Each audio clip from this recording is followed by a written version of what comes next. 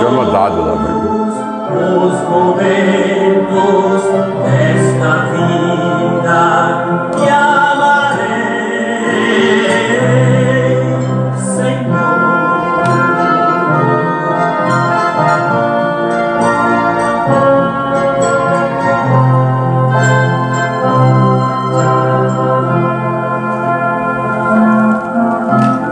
Deus, o teu nome é sim manancial de amor.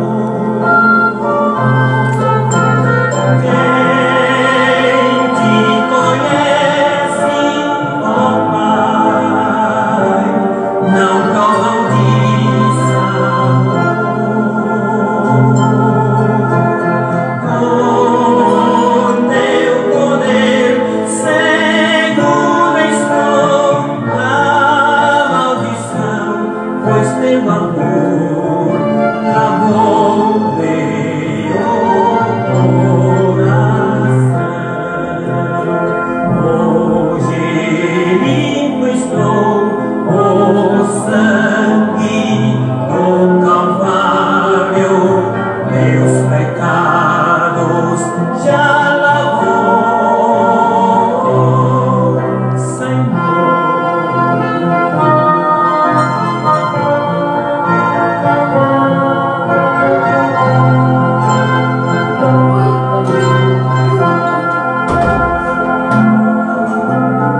Deus, se o infortúnio vier, meu corpo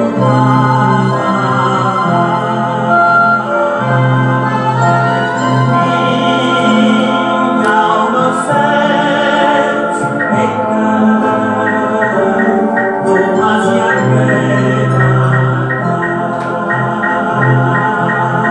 e se eu perder a vida aqui, ganharei para viver dia junto de ti, porque já provei o resgate dos pecados pelo sangue de Jesus, Senhor.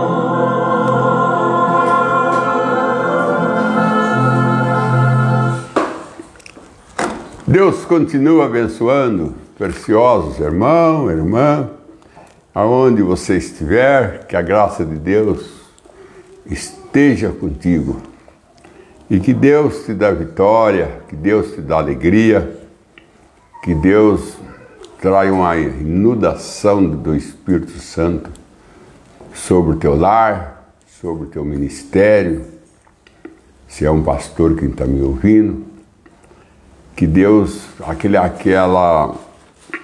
aquele enchente, como a irmã Branda disse, que haveria um enchente que ia cobrir todas as cercas e ia fazer com que os patos nadassem junto. Esse enchente é o enchente que liberta os patos e faça com que eles nadem junto. A cerca, ela é a separação. O que separa é cerca. Se não fosse cerca, não tinha separação, mas isso é cercas. E o homem é acostumado a fazer as cercas, né, para cercar seu quintal, para cercar sua fazenda, tudo na base de cercas. Agora, Deus também tem a sua cerca, né? Deus também tem a sua cerca, porque o Salomão disse, a minha noiva é um jardim fechado. Se ela é um jardim fechado, porque Deus tem a sua cerca. Mas só que a sua cerca é o amor. Sua cerca é o amor. Porque uma aliança, o que é uma aliança? É uma argola, e dentro dessa argola vai um dedo. Então esse dedo está cercado por uma aliança. E o que aquela aliança está provando? Está provando que tem um compromisso.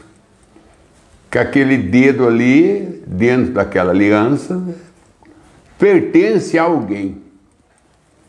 Pertence a alguém. Não é livre.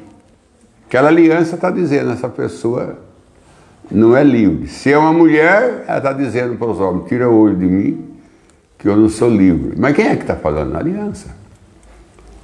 Quem fala é a aliança. A aliança, ela está falando que aquela pessoa é comprometida.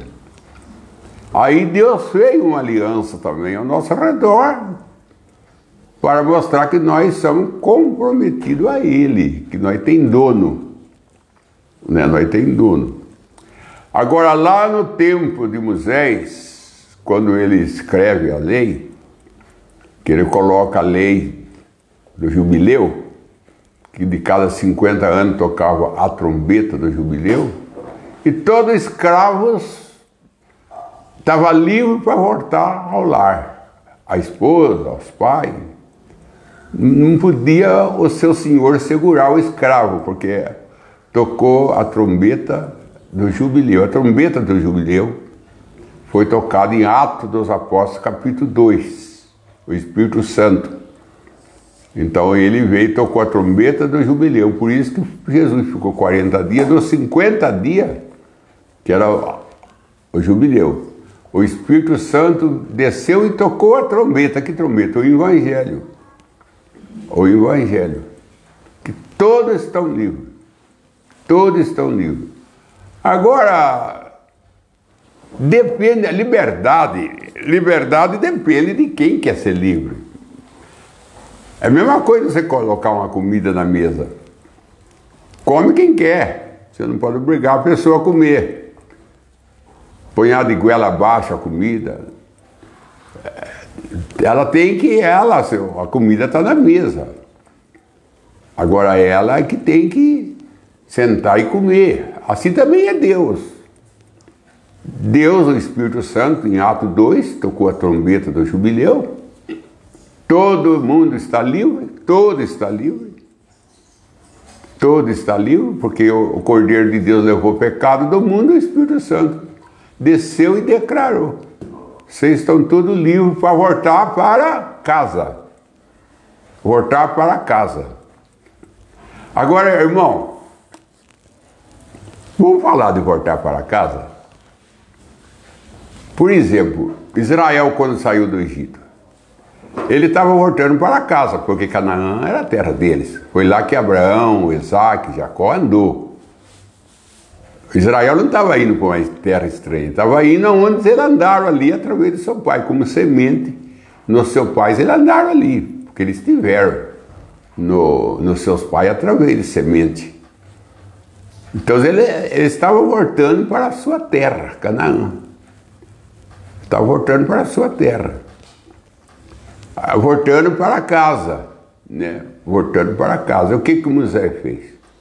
Moisés tocou a trombeta da libertação lá do Egito. E Israel, então, estava tendo seu êxodo, saindo do Egito para voltar para casa, né? Voltar para o lar. Agora, saiu um povo misto no meio, um povo misto. Esse povo não tinha casa. O Egito não era a casa dele, estava escravo lá também. Não é só Israel que estava escravo no Egito, tinha um povo escravo lá também. E quando Moisés foi buscar Israel, Moisés não foi buscar esse povo, foi buscar Israel. E esse povo saiu junto, aí está o problema. Esse povo saiu junto. E quando chegou no deserto, eles falaram assim: mas para onde nós saímos do Egito? Mas para ir para onde?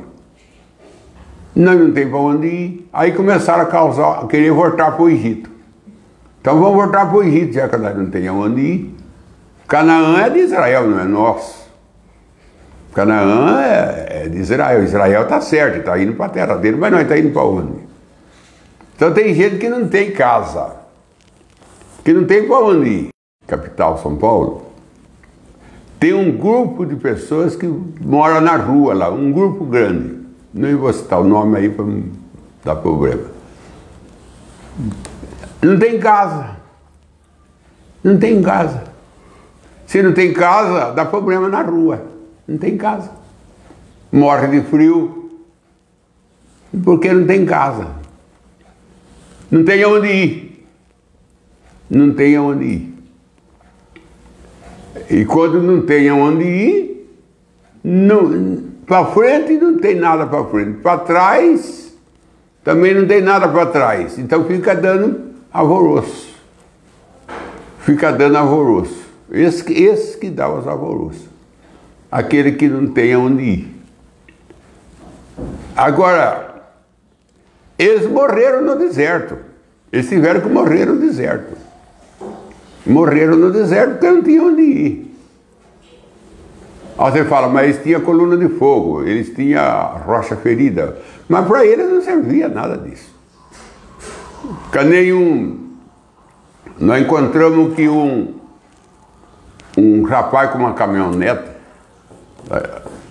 que é daquela caminhonete forte, ele ia indo numa estrada, e ele encontrou um mendigo andando, com o saco na costa, andando. Ele parou a caminhonete e afastou. Chegou nele e falou assim, ô, vamos comigo, monta aí. Mas ir para onde? Não, eu vou indo aí para a cidade, mas eu não tenho cidade. Para mim, tanto faz voltar para trás, ir para frente, sentar aqui debaixo de uma árvore. Para mim, eu não tenho lugar, eu não tenho cidade, eu não tenho onde ir. Tem pessoa que não tem céu, tem pessoa que não tem céu. Não tem negócio de falar para ela, milênio. Não tem milênio para ela. Não tem. Não tem arrebatamento para ela. Então por que ela vai se interessar numa coisa que não tem para ela? Não tem. Voltar para trás, também não tem nada lá atrás, não tem mais nada lá para trás. Ir para frente, também não tem mais nada lá para frente. Então vai fazer o quê? Fica dando problema. Como está escrito em Romano, capítulo 1. Romano, capítulo 1. Lê Romano, capítulo 1. Por amar a criatura mais do que o Criador. Por amar a criatura mais do que o Criador. Hoje diz ele ama mais cachorro do que ele ama Deus. Eles fazem mais por o cachorro, eles cuidam mais dos cachorros do que eles cuidam da Bíblia. É verdade pura. Eles têm vergonha de carregar a Bíblia num carro, mas não têm vergonha de carregar um cachorro. Nada contra o cachorro. É uma criação de Deus que merece amor, respeito, como todas as outras criações. Mas quando começa a entrar em idolatria, aborrece Deus. Não tem uma coisa que aborrece mais Deus do que idolatria. E hoje não encontra que o cachorro está sendo adorado. Adorado. Tomou o lugar de Deus. Ele gasta com o cachorro e é contra quem dá uma oferta para a igreja. Ah, dá uma oferta para a igreja, você vê quem faz. Mas com o cachorro, quanto que não gasta? Tá certo, tem que gastar mesmo. Ele come, precisa de vacina, nada contra isso. Eu não sou contra isso. O que eu estou dizendo é que Deus merece mais. Deus merece mais. O cachorro não pode tomar o lugar de Deus. Nada pode tomar o lugar de Deus. Nada. Na mensagem, o fundo clama a um fundo. O irmão Branham disse assim: tudo aquilo que você coloca entre você e Deus é idolatria. Tudo aquilo que você coloca entre você e Deus é idolatria. Seja carro, seja casa, seja esposa, seja esposo, seja filho, seja animais. Uma vez que você colocou aquilo entre você e Deus, aquilo virou idolatria. E Deus não se agrada de idólatras. Por isso que ele, bem claro, ele disse ali em Apocalipse, para fora fica os idólatras. Para fora, fora do que? Do reino, fica os idólatras. E no Romano 1 está escrito, Deus amar mais a criatura do que o Criador. Por isso, Deus o abandonou. Por isso, Deus o abandonou. Está em Romano 1, mostrando que Deus abandona. Deus abandona. Eu vou até ler Romano 1, mostrando Romano 1, mostrando, aqui, deixa que eu dou uma ajeitada aqui, nós vamos para Romano 1, e nós vamos ver que Romano 1, tá, vamos ver aqui que ele fala, Romano capítulo 1, é muito forte, Romano 1, aos Romanos. Muito bem, aqui está Romano 1. Deixa eu ver o que ele fala aqui. Romano capítulo 1, certo. Aqui ele fala aqui, o apóstolo Paulo está falando. Ele está falando aqui. Isso é para... Não queremos, irmão, que ignore que muitas vezes pus ir ter convosco, mas até agora tenho sido impedido para também ter entre vós algum fruto, como também entre os demais. Não é bem aqui. No versículo 19, ele diz assim, portanto, o que Deus se pode conhecer, dele se manifesta, porque Deus lhe manifestou. Porque o que de Deus se pode conhecer, nele se manifesta, porque Deus o manifestou.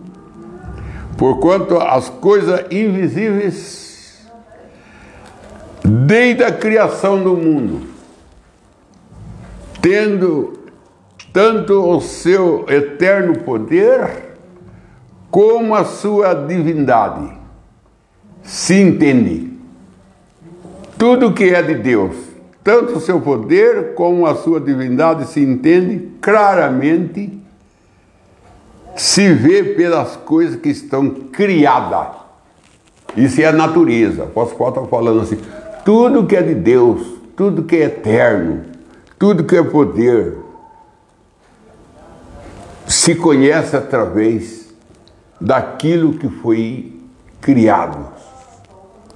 Daquilo que foi criado. Para que eles fiquem inescruzáveis. Aí vem o apóstolo Paulo e diz, a natureza vos ensina. A natureza vos ensina. O João Batista, que Jesus disse que nascido de mulher, não tinha outro maior do que ele. Porque o que levou João Batista a ser o maior, porque ele batizou Jesus, que nenhum profeta falaram de Jesus, mas João Batista pegou em Jesus, batizou Jesus. Isso fez dele maior. Isso fez dele maior. O evangelho de João Batista era a natureza, o machado está posto na raiz da árvore. Toda árvore que não dava um fruto será cortada. Ele vai trazer na mão a sua pá e vai separar a palha do trigo. A mensagem de João Batista era a natureza, pregando sobre a natureza. João Batista era pregador da segunda Bíblia, que é a natureza. Ele só falava da natureza. raça de víbora. Víbora é coisa que ele via lá no mato, onde ele vivia. O que ele via lá no mato, ele tomou como exemplo para ser humano. Ele tomou como exemplo. Veja a cobra. Ela não pica uma pessoa sem antes ela se enrolar. A cobra andando esticada, ela não pica ninguém. Mas quando ela se enrola, ela é perigosa. Isso aí não está no ser humano? Quando você vê um ser humano se enrolando, ele vai te picar. Se enrolando, ele vai te picar. Porque você está numa vida reta, andando reto, não pica ninguém.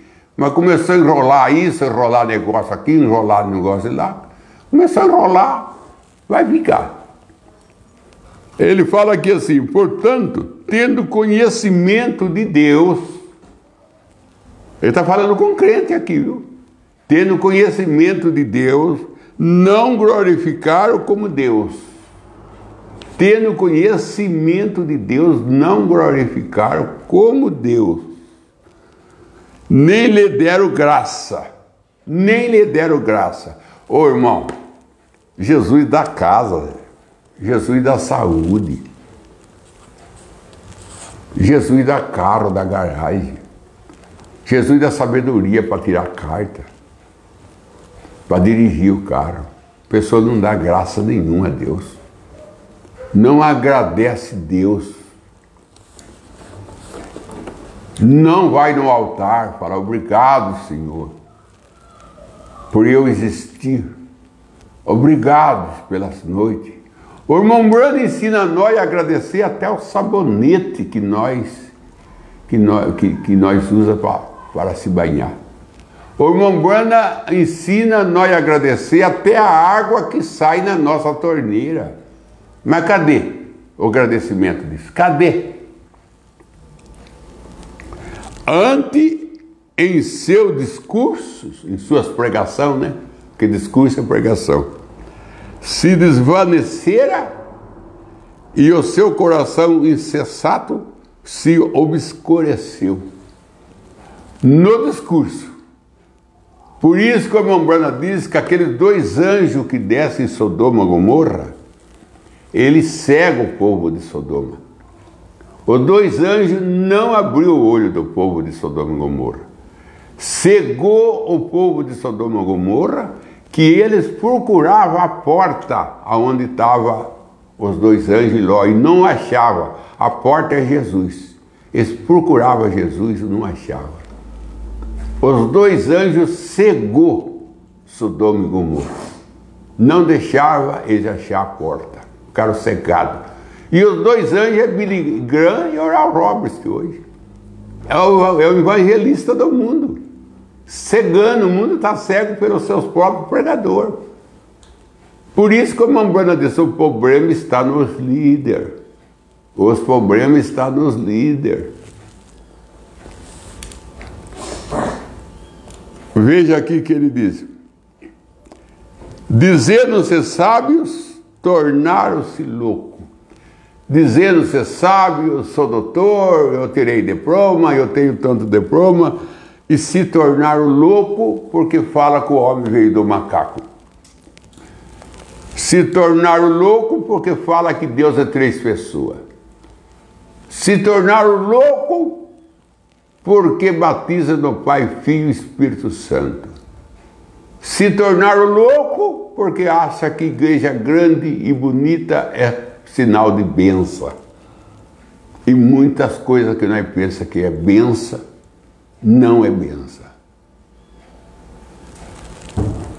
Muitas coisas que nós achamos que é bênção e não é bênção.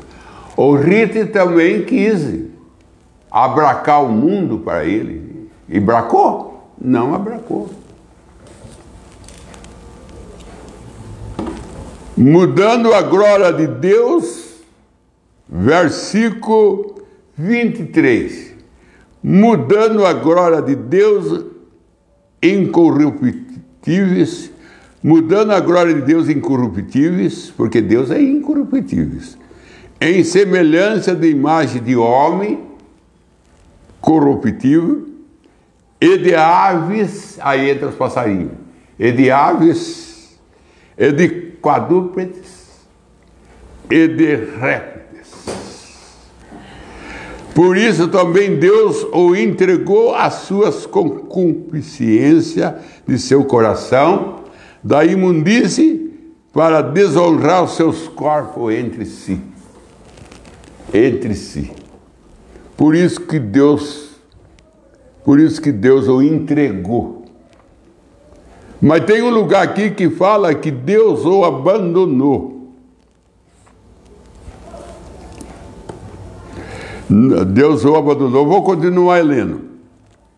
Por isso mudaram a verdade de Deus em mentira. Mudaram a verdade de Deus em mentira. Mudaram a verdade de Deus em mentira. Irmão, irmão. Irmão, irmão. Irmão, irmão. Mudaram a verdade de Deus em mentira. Irmão, a ordem da igreja que o irmão Brando ensina, jogaram no mato. A ordem da igreja, como o irmão Brando ensina em 63, a ordem da igreja, fizeram que nem Jacó fez com o sonho de José. Fez que nem fizeram com o sonho de José, não valorizaram. Porque José disse que ele ia reinar sobre os seus irmãos. Agora Jacó pensava que estava morto pelos animais. Como que ia matar um homem que tinha uma promessa de reinar? Aonde está a ordem da igreja hoje? Que meia hora de meditação tocando hinos suaves, meia hora de louvor, canta somente crê, o pastor entra no púlpito e prega 40 minutos. Aonde está isso? E depois que o pastor acaba de pregar 40 ou 45 minutos, ele faz chamada de altar para quem quer receber cura, Espírito Santo, e quem quer aceitar Cristo. Cadê isso hoje, irmão? Cadê isso hoje? Substitui. Ele quer substituir. Deus tirou o que substituía. Ele tirou os animais que substituía ele.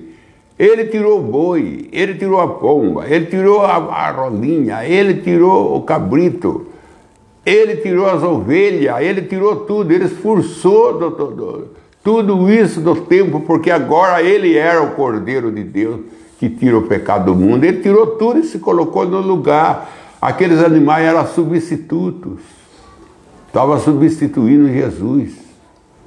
Agora eles querem colocar substituto. Não quer a realidade. A ordem da igreja, pregada pelo William Marion Branham, ele falou assim: faz 33 anos que eu estou no púlpito, nesses 33 anos dá para aprender alguma coisa, e eu aprendi. A igreja começa às 7 horas, das 7 às 7h30, a irmã toca um hino suaves. Se a irmã não vier tocar, então a irmã que grava um CD, um disco, ponha para tocar meia hora. Depois que acabou a meia hora, que já é 7h30, o líder de cântico entra, canta 2, 3 hinos, tira a oferta e ora por algum irmão que pede oração. Nisso dá 8 horas, ele falou. Das 8 a 8h30 ou a 8h45, o pastor entrega a sua mensagem.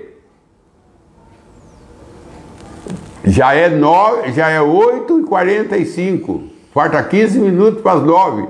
Nesses 15 minutos, ora para as pessoas. Em tudo, vai 2 horas, irmão Brando disse. Em tudo, o serviço vai 2 horas. Isso é a ordem da igreja. Mas onde está? Aonde que ela foi parar? E mudaram a glória de Deus em mentira. E mudaram a glória, deixa eu ver aqui, e mudaram a verdade de Deus em mentira. Mentiras. Ele fala que quem para falar de Deus tem que estudar seminário, tem que ter diploma de teologia. É mentira. Para falar de Deus tem que ter o Espírito Santo. O irmão Brana disse que Deus mandou os apóstolos ficar em Jerusalém até receber o Espírito Santo. Proibiu eles pregar porque eles não tinham o Espírito Santo. Falou, fiquem em Jerusalém até receber o Espírito Santo. Depois vocês vão pregar. Depois vocês vão pregar. Mudaram a verdade em mentira. E honraram, aqui, e honraram. E serviram mais a criatura, aí entra o cachorro, do que o Criador. Servira. Pois mudaram a verdade de Deus em mentira. E honraram. E serviram mais a criatura do que o Criador, que é bendito eternamente. Amém. Por isso Deus o abandonou. Por isso Deus o abandonou. Por isso Deus o abandonou. Aí que eu estou falando. Pessoa abandonada. Abandonada por Deus. Você fala para mim assim, pastor, Deus não abandona ninguém. Não abandona? Deus não abandona ninguém. Ele abandonou o rei Saul. O rei Saul era um homem salvo e Deus o abandonou. Deus não falava mais com Saul pelo Urim e Tumim, que era as 12 pedras que estavam no peitoral do sacerdote. Cada pedra simbolizava uma tribo. E conforme o que você falava, essa pedra brilhava, era verdade. E isso aí não falava mais com o rei Saul. Deus não falava mais com o rei Saul através de sonho. Deus não falava mais com o rei Saul através de profeta. Você pode ler a mensagem, você não vai entender nada. Deus não fala com você através de Bíblia, mensagem. Pode ler. Lê à vontade. Você não vai entender nada, você vai ter sono. Quando você termina de ler, você está mais desanimado do que quando você começou. Deus abandona, sim. Ele abandonou Israel. Israel. Quantas vezes? Jerusalém. Lá no Monte da Oliveira, ele subiu, olhou para Jerusalém, que dava para ver toda Jerusalém no Monte da Oliveira, chorando. Ele falou, Jerusalém, que mata os profetas. Quantas vezes eu quis reunir vós, debaixo das minhas asas, como a galinha une seus filhinhos, mas vós não quiseste. Ei, que a vossa casa vai ficar deserta. E levado será a todas as nações e será pisado por eles. Foi o caso de Nério, foi o caso de Mussolini, foi o caso de Stalin, foi o caso de Hitler, fazer para ele extermínio, para exterminar eles com gás. Tudo isso porque eles rejeitaram Jesus. Deus o abandonou. E aqui está escrito, na Bíblia está escrito assim, olha bem. Por isso Deus o abandonou. A paixão infame, Deus abandonou a paixão infame. Apaixonado por jogo, apaixonado por esposa de outro, paixão infame, porque até as suas próprias mulheres mudaram o seu uso natural contra a natureza. Aí vem a luta vivendo contra a natureza, não a favor da natureza. Lutando, vivendo uma vida contra a natureza. Semelhantemente também os homens, deixando o uso natural da mulher, se inflamaram em suas sensualidade um para com o outro, homem com homem, cometendo tropeça e recebendo em si mesmo a recompensa que convinha dos seus erros. E como eles não se importaram de ter conhecimento de Deus, porque a pessoa não se importa de ir na igreja, a pessoa não se importa de ler Bíblia, a pessoa não se importa de ler mensagem, a pessoa não se importa para parar para ouvir um pregador, e a fé vem pelo ouvir, e a pessoa não quer ouvir, não vai ter fé. E a sua fé te salvou, então não se salva, porque precisa de fé para se salvar. E a fé vem pelo ouvir. Mas ela quer ouvir o pregador? Ela para ouvir um pregador? Não para, porque não tem tempo.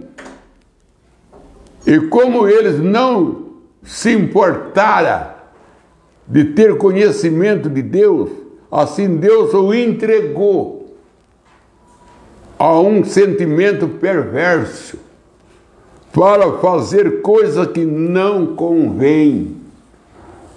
Para fazer coisa que não convém, espancar a mulher, matar filho, matar criança. Tudo isso está acontecendo no nosso olho. Mas você fala, por que está acontecendo isso? Porque não importaram de ter conhecimento de Deus.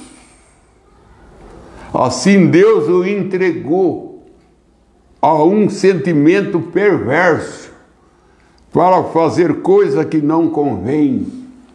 Ficar em casa dia de culto não convém. Convém ficar em casa dia de culto, a igreja está aberta em casa, convém. Fazer coisa que não convém, brigar com os outros convém. Odiar os outros convém. Fazer fuxico convém. Olha bem, como eles não se importaram, não se importa de ter conhecimento de Deus, assim Deus o entregou a um sentimento perverso, para fazer coisa que não convém, estando cheio de toda a iniquidade, olha bem, estando cheio, não do Espírito Santo, não. Eles não estão cheios do Espírito Santo, não. Estão cheios de toda a iniquidade. Por isso que Jesus falou, apartai de mim, praticador de iniquidade. Estando cheio de toda a iniquidade, fornicação, malícia, são maliciosos, avareza é não dar nada para ninguém. Maldade, são maldosos, cheio de inveja, em vez de ser cheio do Espírito Santo, é cheio de inveja.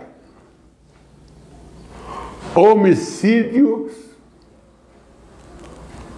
contendas, enganos e malignidade. Tudo isso está na pessoa que Deus o entregou, que Deus o abandonou. Tudo isso está nessa pessoa, abandonada por Deus. Sendo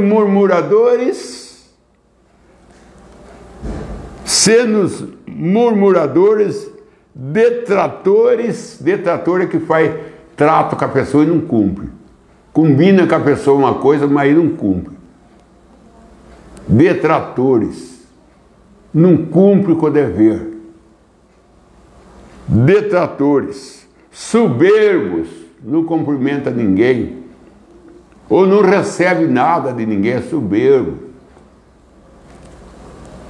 Presunçosos, inventadores de males, inventa mal, desobediente a pai e mãe. Não é isso que nós estamos hoje? Desobediente a pai e mãe. E lá em Efésios está escrito, honra seu pai e honra sua mãe.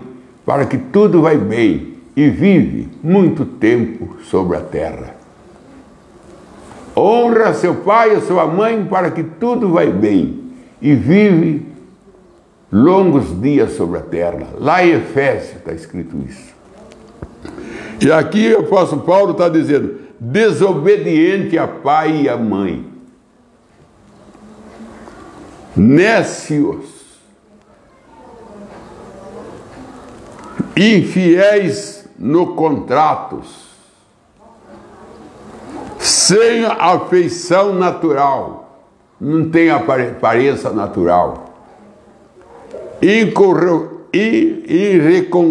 irreconciliáveis, não reconcilia, não pede perdão, não reconcilia com ninguém. Uma vez que está de mal, fica de mal. Uma vez que briga, não fala mais com a pessoa. A Bíblia diz que são toda pessoa que Deus abandonou, que tem esses portes, esses comportamentos. Sem misericórdia, aí tem um pregador que fala que a misericórdia acabou. Acabou para as pessoas que é abandonada por Deus. Mas quem está com Deus tem misericórdia, sim, bem-aventurados, misericordiosos, porque esses alcançarão misericórdia. Os filhos de Deus têm misericórdia, sim. Agora aqui o apóstolo Paulo está dizendo, sem misericórdia. Mas quem que é esse que não tem misericórdia? São as pessoas abandonadas por Deus, os quais conhecendo o juízo de Deus, conhece o trono branco, sabe que tem um trono branco. No trono branco Jesus está lá como leão, não está como cordeiro. Ele está como leão, não está como cordeiro. Ele está como juiz, não está como salvador. O qual, conhecendo o juízo de Deus, que são dignos de morte, os quais os que tais coisas pratica, não somente o faz, mas também concede ao que o faz. Porque tem gente que faz o mal e o outro concede que ele faz. Tem gente que faz o mal, o outro concorda com o mal dele. Você também é culpado. Se a pessoa faz um erro e você protege ela, você também é culpado. Você quer leitura? Lê, então, Romano 1, verso 32. Os quais, conhecendo o juízo de Deus, que são dignos de morte, o que tais coisas pratica, não somente o faz, mas também consente que o outro faz. Protege o erro. Se uma pessoa rouba e vende por você compra coisa roubada, lá na lei, você que comprou a coisa roubada é mais condenado do que aquele que comprou. Porque se não tem comprador, não tem quem rouba. Se não tem fumante, não tem fábrica de cigarro. Se não tem quem bebe, não tem fábrica de bebida. Uma coisa protege a outra. A pessoa erra porque tem quem aprova ela errar. A pessoa erra porque tem quem passa a mão sobre ela. A pessoa erra porque ela tem apoiador. E o apoiador também está no mesmo juízo. Está no mesmo saco. É farinha do mesmo saco. Quem faz, quem protege. Que Deus abençoe. Tenha uma boa tarde com o Senhor Jesus Cristo. Tem algum pedido aí, Dora? Tem alguma pergunta, Dora? Tem sim. As perguntas do irmão Oliveira Marcelo, ele pergunta: Melquisedeque e os dois anjos que visitaram Abraão, quando o tempo levaram para passar de forma teofânica para física. Irmão Brando diz que 5 minutos. Na mensagem Hebreu, volume 1. Porque ele prega várias mensagens falando de Hebreu. Ele fala sobre Hebreu, depois ele faz Hebreu 1, segunda parte, Hebreu 1, terceira parte, depois pergunta e resposta sobre Hebreu. Ele prega muita mensagem sobre Hebreu. Mas Hebreu, capítulo 1, primeira parte. O irmão Brana fala que demoraram a cerca de 5 minutos. Se não é essa, é o Hebreu, a segunda parte, mas é em Hebreu, na mensagem do Hebreu. Foram 5 minutos.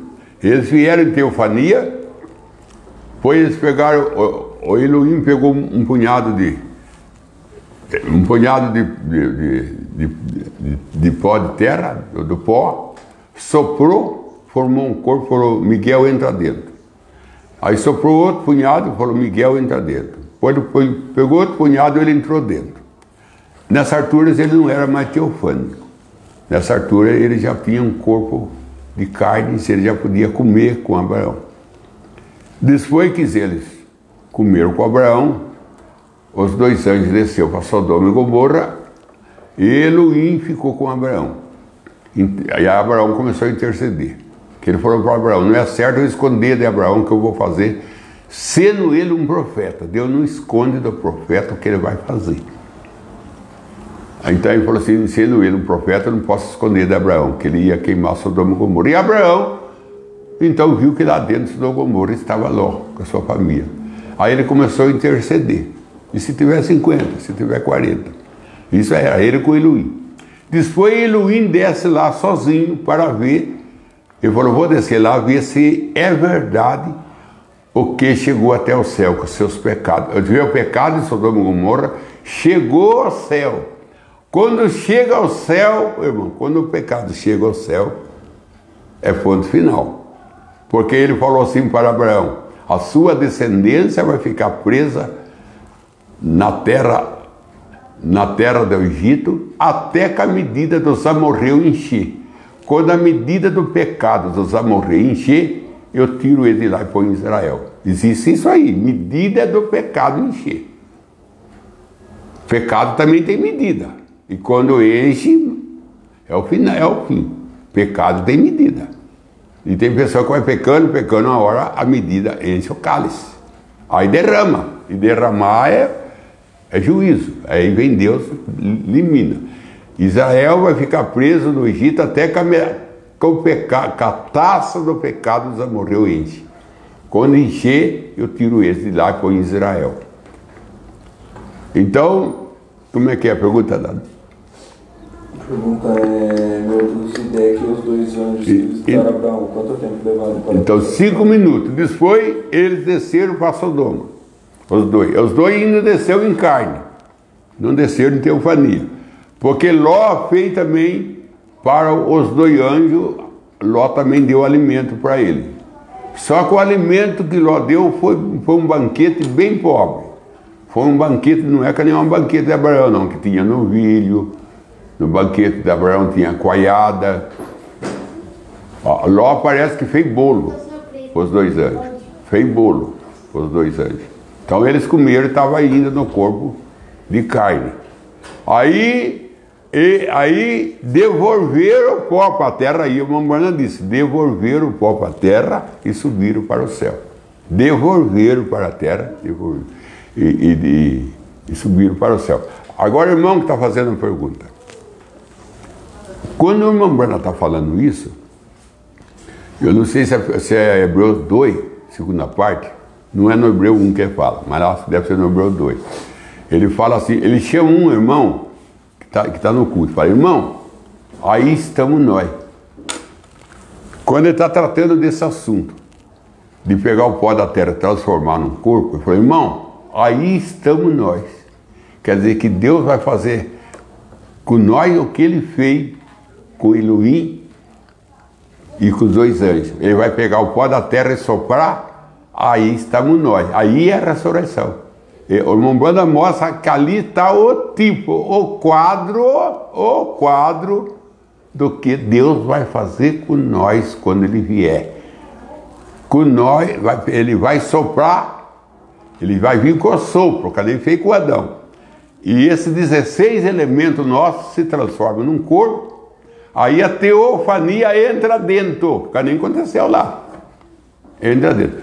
Porque o irmão vai ver que ali tem 2 transformações. Tem pessoa que só vê uma, mas tem 2. Tem a transformação dos 3 anjos e tem a transformação de Abraão e Sara. A transformação da Sara com Abraão foi a mesma transformação da água para o vinho. Foi uma transformação de regressar aos 18 anos. Eles voltaram aos 18 anos. Retornaram aos 18 anos. E o irmão Branham disse que foi de uma maneira, a Sara falou assim para Abraão: a sua corcunda está sumindo. Não disse a tua corcunda sumiu. Tua corcunda está sumindo. Então não é uma maneira assim, é uma maneira assim rápida. E ele falou: Sara, o seu cabelo branco está ficando preto. Então, muitos falam, mas é num piscar de olho, pastor. Eu já recebi isso. É num piscar de olho. Aí vem a mensagem: Abraão restaurado. A mensagem chama Abraão restaurado. O irmão Branham disse, a Sara falou: sua corcunda está sumindo. O linguajar, o verbo está sumindo. Então é uma coisa que está aos poucos. O seu cabelo está ficando branco. Ele não falou: seu cabelo ficou branco. Então ficou, está andando. Mas está ficando. Mas não é num piscar de olho. Piscar de olho de Deus. Não é o piscar de olho nosso. Nós seremos arrebatados num piscar de olho, mas piscar de olho de Deus. Porque é tudo de Deus, não tem nada nosso. Vamos parar de pôr as coisas nossas no assunto de Deus. Tudo é Deus.